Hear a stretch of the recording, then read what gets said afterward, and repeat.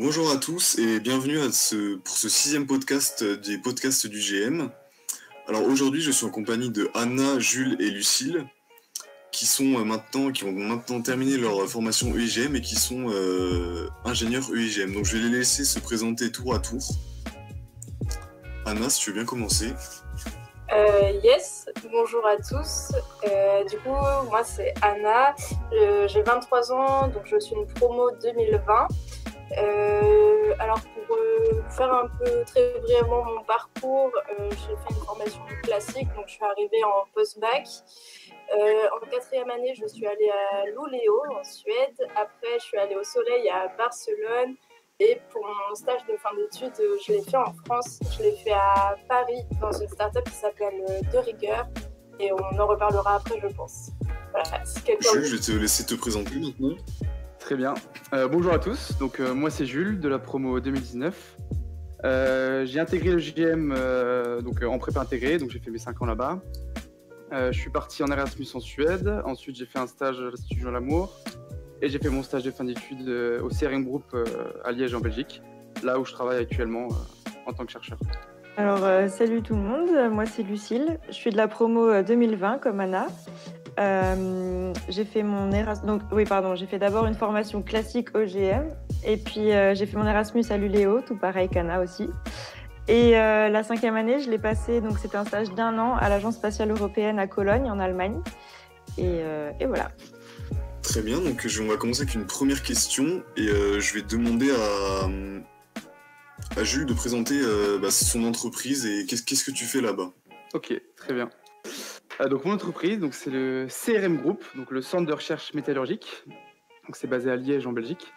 Donc comme son nom l'indique, donc c'est un centre de recherche dédié principalement à l'industrie métallurgique.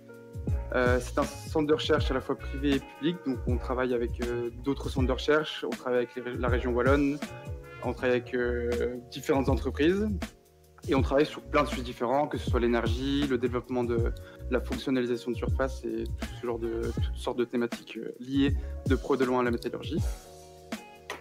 Et moi, j'ai fait mon stage de fin d'études de 6 mois là-bas. C'était un stage sur la projection thermique, donc c'est une méthode de déposition par projection de poudre, pour faire simple. J'ai fait mon stage là-bas et à la suite de ce stage, comme ça s'est très bien passé, que je m'entendais bien avec l'équipe, que le boulot, l'ambiance de l'entreprise me plaisait, ils m'ont proposé un CDD que j'ai accepté. Et maintenant, donc ça fait presque 1 an et demi que je travaille là-bas en tant que chercheur, chef de projet. Donc je suis chef de projet sur pas mal de projets dans différents domaines d'application. Et voilà, est-ce qu'il faut tu veux que je détaille un petit peu plus ou il y a d'autres questions qui non, c'est dans le... Du coup, ma question d'après, c'était comment est-ce que tu as trouvé ce travail maintenant, mais du coup, tu y as déjà répondu vu que j'ai été prêt. Après ton stage industriel. Super. Anna, si tu veux bien aussi nous présenter ce que tu fais maintenant et du coup, comment tu as trouvé ce poste? D'accord, donc moi, comme je l'ai dit, je travaille dans une start-up qui s'appelle De Rigueur. C'est un cabinet d'innovation pour les marques de mode, luxe et sport. Et en fait, j'ai toujours voulu travailler dans le domaine textile. Et honnêtement, j'ai un peu pas eu du mal à trouver, mais c'est une candidature c'est une candidature spontanée, je crois que c'est comme ça que ça s'appelle quand tu démarques les entreprises, que tu leur envoies ton CV, ta lettre de motif, etc.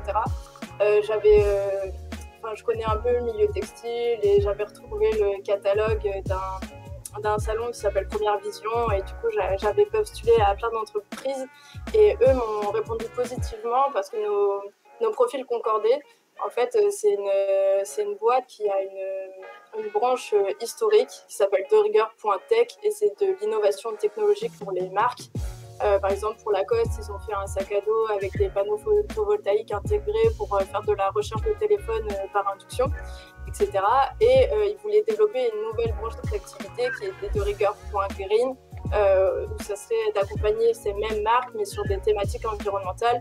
Et du coup, nos profils ont directement fité parce que moi, j'ai toujours voulu travailler dans la mode durable. C'est comme ça qu'on l'appelle, la mode cherche à un peu plus respecter l'environnement. Ça a toujours été ce que je voulais faire et pourquoi j'ai fait le GM aussi, pour avoir toutes ces connaissances sur le produit d'un point de vue environnemental, sur toutes ces connaissances sur le cycle de vie, sur l'analyse du cycle de vie. Et voilà, du coup, j'étais un peu la personne parfaite pour structurer l'activité et c'est ce que je fais du coup.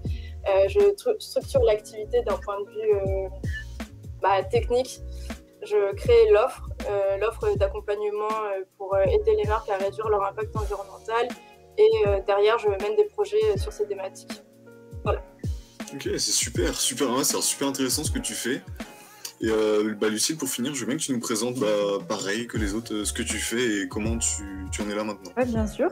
Donc là, en ce moment, je travaille depuis quelques mois dans une entreprise qui s'appelle ProDrive Technologies. C'est basé à Eindhoven, aux Pays-Bas. Ils ont aussi des usines partenaires en Asie et aux États-Unis. C'est une entreprise qui fabrique des circuits imprimés et des produits électroniques qui sont utilisés, par exemple, dans les domaines du médical, de la recherche ou de l'automobile, par exemple. Et dans cette entreprise, moi, je suis ingénieure qualité. Donc, je vais faire le lien entre les clients et la production pour s'assurer que tous les produits respectent bien les critères qualité que le client a demandé. Et j'aime vraiment ce que je fais. Il y a beaucoup un lien avec les matériaux, donc un gros lien avec le GM. Et le côté qualité, c'est toujours ce que j'ai voulu faire. Donc, je suis très contente pour le moment avec ce poste. Ok, super. Donc, ce qui est très intéressant là, déjà, c'est que vous êtes 3 à avoir exactement le même diplôme et vous faites des choses totalement différentes. Donc, j'aimerais qu'on parle qu'on parle de manière générale des débouchés après l'obtention du diplôme. Est-ce que vous pourriez nous parler un peu d'expérience de camarades de promo à vous qui font peut-être des choses totalement différentes pour un peu montrer que les matériaux, il y en a partout et qu'on peut vraiment faire beaucoup de choses différentes avec ce même diplôme EIGM. Anna, si tu veux bien, je te passe la parole. Ouais, alors moi, le premier truc qui me vient en tête, c'est comment tu peux continuer tes études aussi après ton diplôme de l'EIGM. Moi, pour le coup, je ne l'ai pas dit, mais en fait, dans ma boîte, là, j'ai continué en alternance parce que je fais un master spécialisé. C'est un MS qui s'appelle Management et Innovation dans la mode, donc qui est entre l'ANSET, qui est l'école des ingénieurs textiles en France, l'IAE de Lille et l'IFM, pour justement un peu combler les connaissances que j'avais pas, soit en mode pur et dur, soit en ingénierie textile. Et je pense aussi à par exemple Farah qui elle fait elle a fait un M2 à l'ENS GSI en design. Il y a aussi Alice qui fait un diplôme similaire plus sur le design thinking, etc. Je sais qu'il y a d'autres gens aussi qui continuent en thèse. Donc même au-delà de la pluralité des domaines, il y a aussi une pluralité je sais pas comment dire, mais des postes qu'on peut faire et de comment on peut continuer ses études.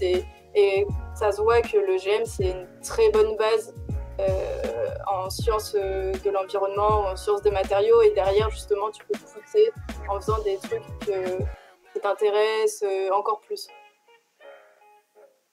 Voilà. Peut-être que Jules a d'autres exemples de gens qui font des thèses.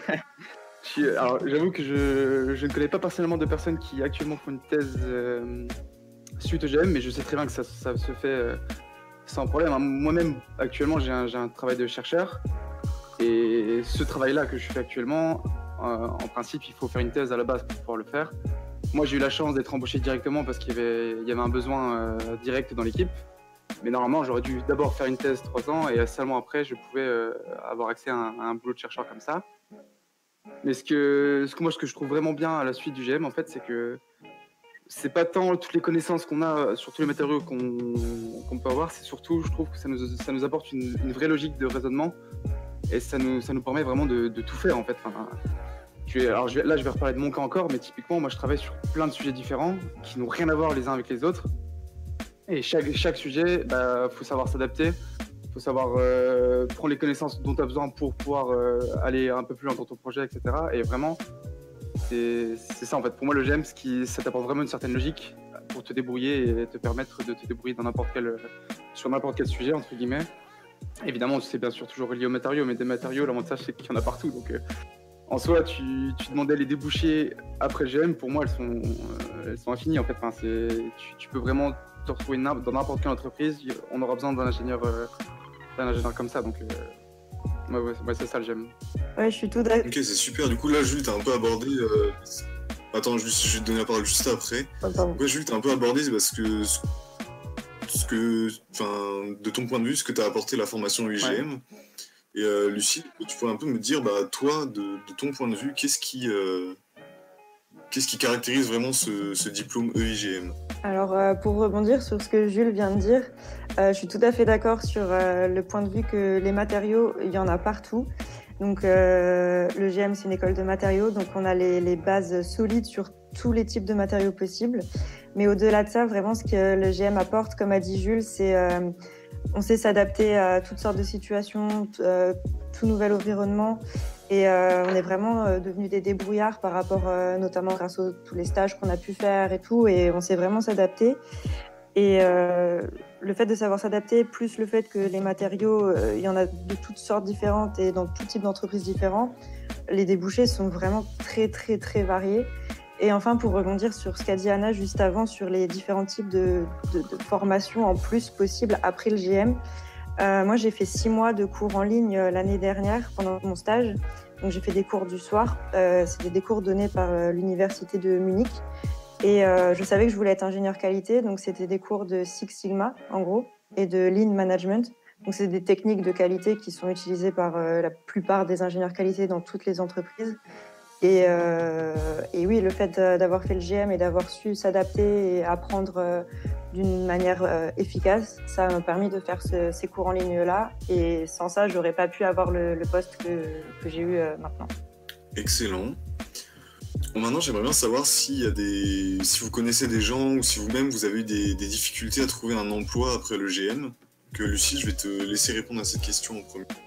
C'est vrai qu'en ce moment, on est en pleine pandémie mondiale, donc ça n'a pas été facile pour tout le monde dans notre promotion. Je crois, parmi mes amis proches du GM, j'ai été une des premières à avoir pu trouver un emploi. Mais après, au bout de 2 ou 3 mois, la plupart de mes amis ont trouvé aussi. Donc franchement, malgré la grosse pandémie mondiale, on a toutes les armes en main, j'ai envie de dire, pour trouver un emploi. Et j'en connais encore qui sont en train de chercher, mais là, apparemment, ça commence à aller beaucoup mieux. Et oui, comme on disait juste avant, on sait s'adapter. Donc, on sait aussi adapter notre CV, notre discours et notre lettre de motivation. Et savoir étendre aussi nos horizons pour trouver n'importe où et garder un état d'esprit assez ouvert pour d'autres expériences, par exemple. Super. Donc maintenant, ça va être la dernière question. Quels sont vos projets, vos aspirations pour le futur? Est-ce que vous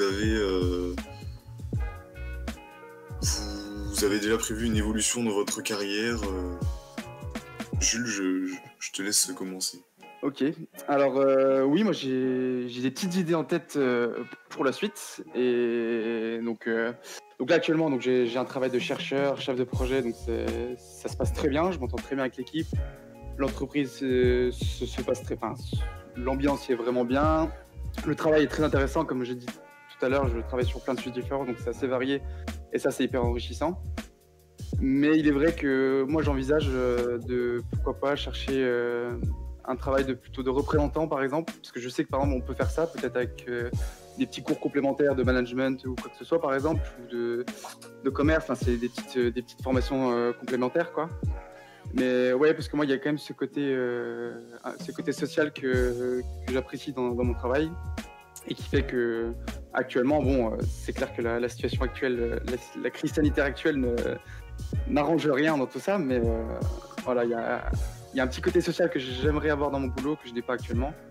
Et voilà, je pense que être représentant pour une entreprise, pour certains équipements en particulier, etc. Je sais qu'avec notre diplôme, on est capable de le faire, donc pourquoi pas me diriger vers ça dans quelques années, quoi. Ok, super. Et toi, Anna? Comme le disait Jules, moi, au contraire, j'ai de la chance d'être dans un environnement très social. Je suis dans une start-up, on est même pas 10, donc forcément, Puis même l'environnement où je suis, c'est à Station F, donc c'est le plus gros incubateur de start-up au monde. Donc c'est un open space, je parle à plein de gens différents. Donc ça, je m'épanouis beaucoup dans mon travail. Pour l'instant, je ne me vois pas non plus faire autre chose, surtout que j'ai beaucoup de responsabilités. Ça, je ne pensais pas que dans mon premier emploi, j'en aurais autant, mais je pense que, comme l'a dit Lucille, le GM nous donne vraiment cette capacité d'adaptation et même autant de savoir gérer autant de responsabilités. C'est vrai qu'une des forces du GM aussi, c'est qu'on passe par 6 mois de recherche, ce qui n'est pas le cas de toutes les écoles d'ingénieurs, et on sait très vite gérer un projet individuellement et être autonome. Donc ça, c'est une des forces qui fait qu'aujourd'hui, je m'épanouis totalement dans mon travail. Et après, sur le long terme, c'est vrai que moi, j'aime beaucoup les emplois qui sont multidisciplinaires. C'est aussi pour ça que je fais une formation complémentaire. Et sur le long terme, pourquoi pas dévier un peu vers le design ou vers l'enseignement. Mais voilà, encore une fois, pour rebondir sur tout ce qui a été dit jusqu'à présent, je pense que c'est vraiment nos capacités d'adaptation qu'on a acquises tout au long de notre formation et ça, c'est vraiment ça qui nous permet d'avoir une si grande ouverture